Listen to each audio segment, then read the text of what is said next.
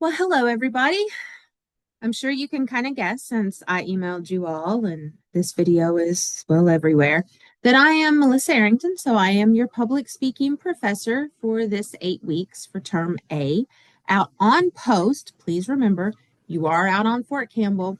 I'm going to throw that out there just really quick. If for some reason you don't have a military ID, please make sure before our first in-person class that you have taken care of that. You can reach out to Fort Campbell, to Julie, somebody, but you can reach out to them and they can help you figure out how to get an extended pass for this 8 weeks. If for some reason you cannot do that, then make sure you reach out to your advisor immediately and drop this course because it is on post and you do actually have to come to class. So, first and foremost, I just want to throw that out there. Now, I am going to kind of go over how this class is going to operate, is going to work, and about this video.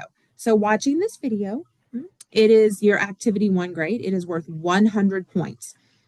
And you're thinking, Melissa, how do you know if I watched the whole video? Here is how. Because if you've already looked through D2L, then you saw in the assignments that there is a welcome video quiz. There's going to be 5 questions, 5. Those are going to be throughout this video. I'm not asking you all at the beginning and I'm not asking you all at the end. So I'm going to ask you throughout the video. That is how I know you actually watch all of the video. If you get a question wrong, you lose 10 points. You shouldn't get any questions wrong. I would make sure you have something to write with or you have a Word document open or something like that. Everything does have to be submitted via Word document, PDF, or PowerPoints if it's a visual aid. But anyway, let's go ahead and get started. This is going to be a little bit longer than some of your other lecture videos. What I want you to remember, this is a hybrid class. That means it is partially in person and partially online. The online is going to be work, so discussion boards, your outlines.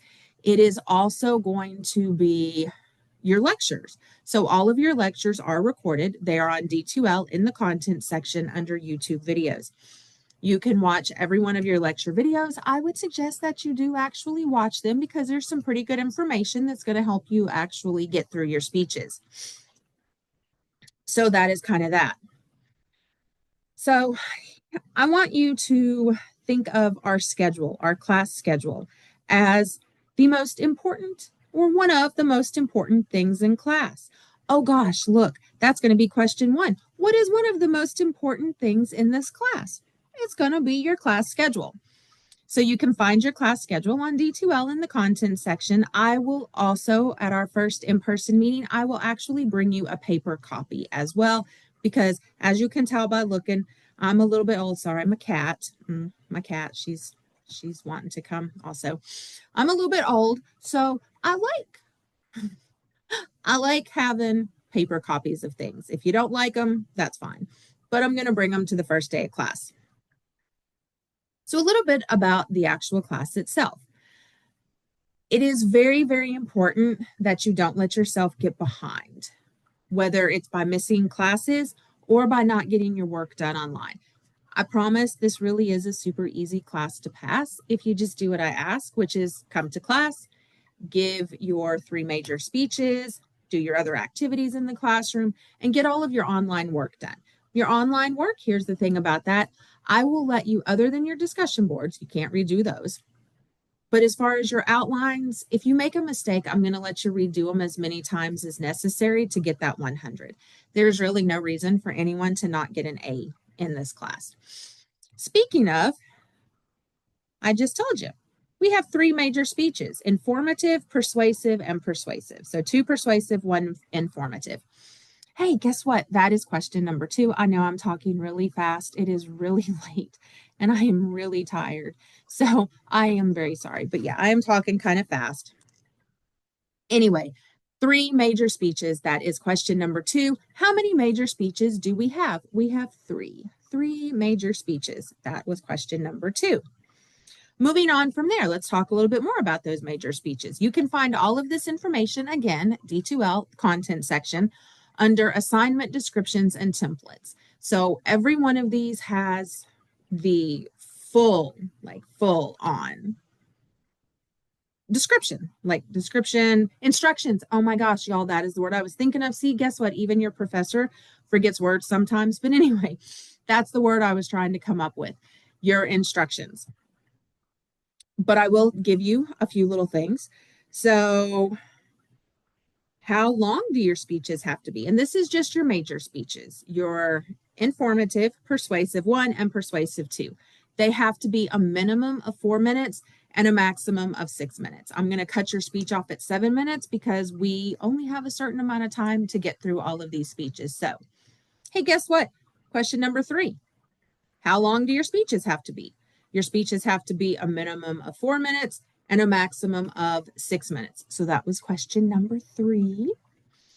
Moving on from there, one of the other really important things about your speeches are your sources. You have to have a minimum of 3 sources, and you have to cite those verbally during your speech. We're also going to kind of talk about when we have our first class. I'm going to give you a copy of the outline, and we're going to talk a little bit more about them as far as the outline goes.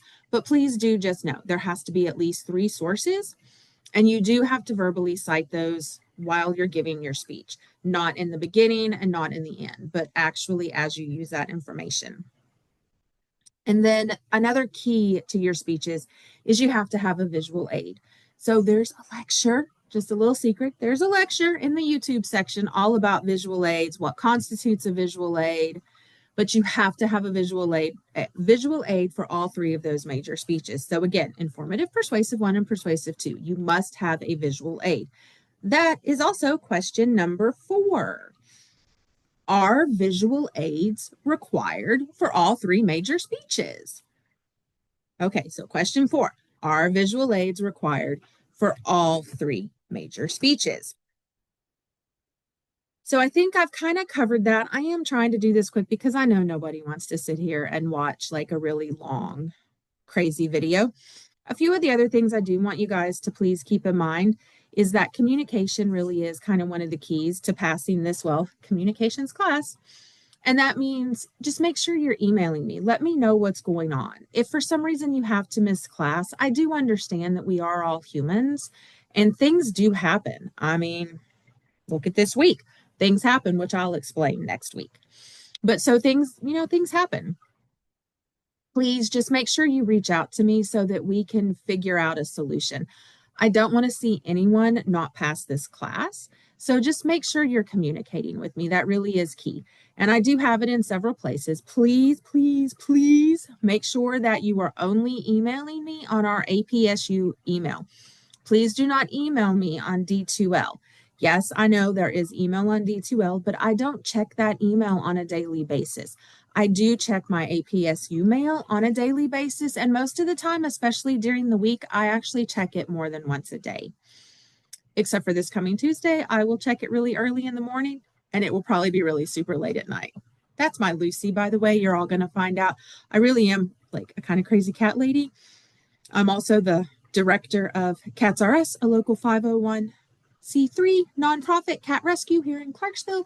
But anyway, we'll talk more about that next week. But so anyway, please just make sure that you maintain good communication with me, because I really want to see at the end of this 8 weeks, I want to see that you guys have maybe learned a little something.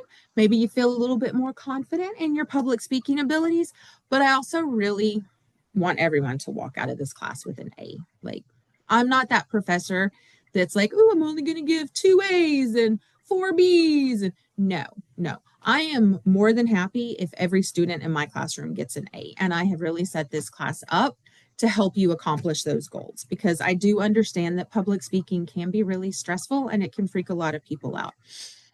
So anyway, I think that's going to be about it for this video. No, it's not. Oh my gosh. Next week, let me tell you, I just want to make sure that everyone fully understands, because we have our first speech next week. So our first speech is our introduction speech, not our informative, but it's our introduction speech. It's kind of a way to get to know each other, right?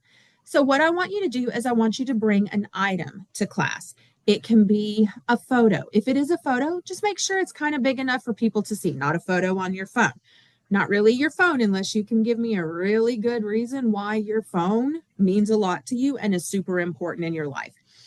It could be, so my son just got back from the Middle East and he brought me some like money from Jordan.